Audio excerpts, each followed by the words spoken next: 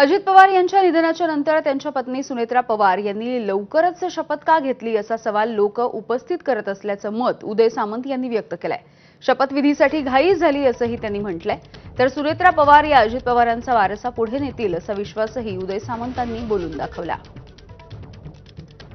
शरद पवार साहेबांची बाजू घेण्याएवढे म्हणजे मी माझं वैयक्तिक सांगतो, आम्ही काही मोठे नाहीत, कारण त्यांनी देशाचं नेतृत्व केलेलं आहे। त्यांचा पक्ष हा वेगळा पक्ष आहे आणि अजितदादांचा पक्ष हा वेगळा पक्ष आहे। त्याच्यामुळे मुद्दा असा राहतो की जनतेच्या मनातलं जे काय ते लोकप्रतिनिधींनी मांडलं पाहिजे।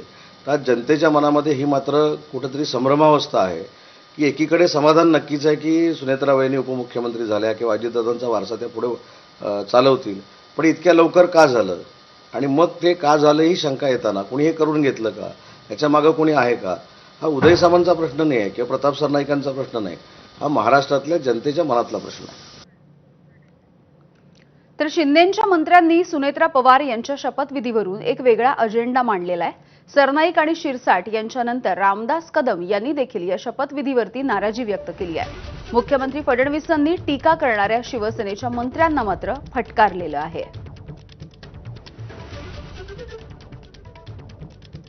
जो काही वादविवाद होतोय हा अतिशय निरर्थक अशा प्रकारचा आहे, अतिशय चुकीच्या अशा प्रकारचा आहे। प्रत्येक व्यक्ती केवळ स्वतःचं राजकारण याच्यात कसं पाहता येईल हा प्रयत्न करतोय, हे अतिशय चुकीचं आहे। बघा, शेवटी राज्याचे उपमुख्यमंत्री, राज्यातले एक अतिशय प्रसिद्ध व्यक्तिमत्व असलेले एक मोठे नेते अजितदादा पवारांच्या रूपाने दुर्दैवाने आपल्यातनं निघून गेले, पण त्यानंतर प्रत्येक व्यक्ती त्याच्या माध्यमातून जो काही राजकारण करण्याचा प्रयत्न करतोय हे अतिशय चुकीचं आहे।